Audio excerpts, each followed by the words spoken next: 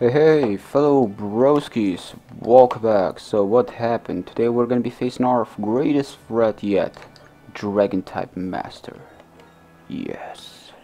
Okay, so what do we have here? We have a good old friend Cabellion. Say hello to Cabellion for me.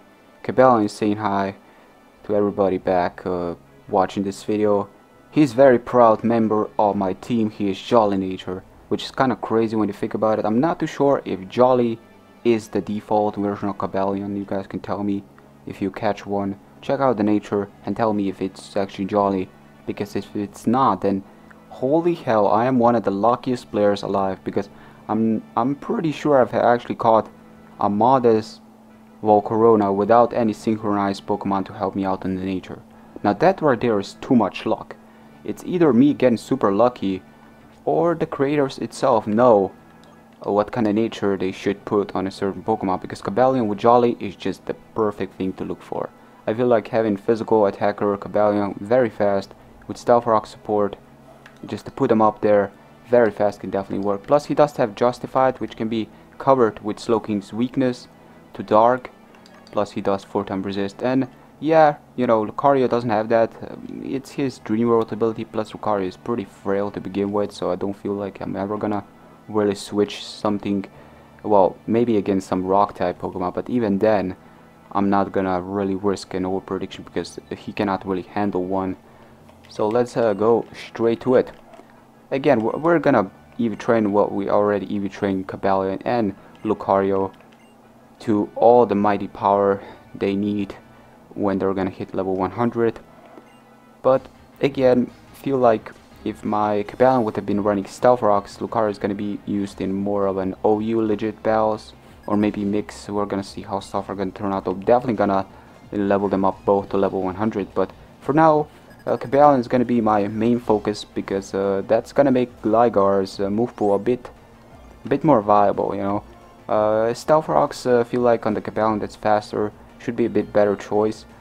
Plus I may run Taunt on it, or maybe Gliscor is going to be running Taunt, we're going to see, but it's going to be a bit easier to make a set on it instead of relying on Stealth Rock Gliscor with Roost that's already two movesets being completely utterly slaughtered.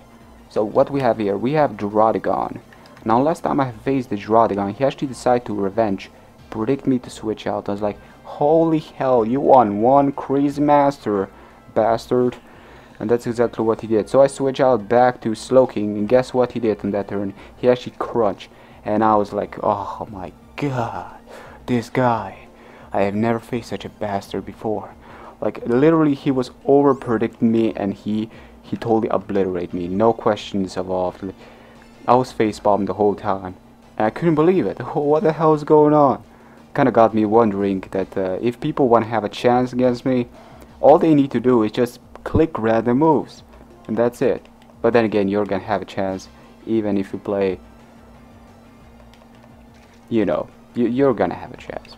Still, he's gonna keep on using the crunch. Dude, you serious? You're really asking for a sweep here, Fred. Well, okay, I'm gonna help in hand here, you know, help you out a bit, as you're gonna go for the slash, which I do resist. That's okay. Keep on using at least one more crunch. Give me one more crunch. I'm looking for one more crunch. Thank you. You are so kind.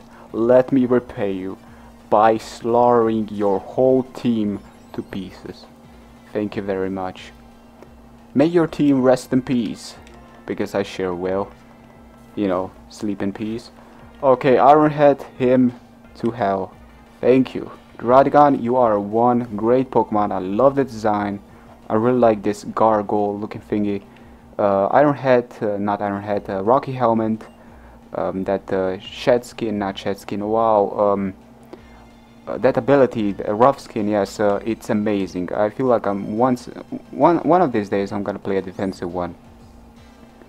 What do we have here? Flygon. Well, Flygon, you cannot really outspeed me. I'm a freaking Jolly Cabellion, you don't mess with me. You really don't. So Ironhead, Flygon is one of the best dragons. You can ask anybody out there when it comes down to underuse or better yet. Yeah, there are Salamence and so on, but Flygon is just so good. I mean, it's ground type, it's dragon type, it's at least not weak to that goddamn Stealth Rock. You know, and that's something different from the others, like Dragonite and Salamence. But of course, those are still better.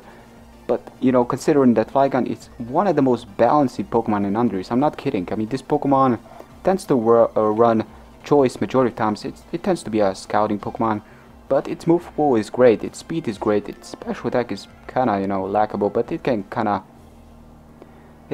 be worked on if you do have Life Orb.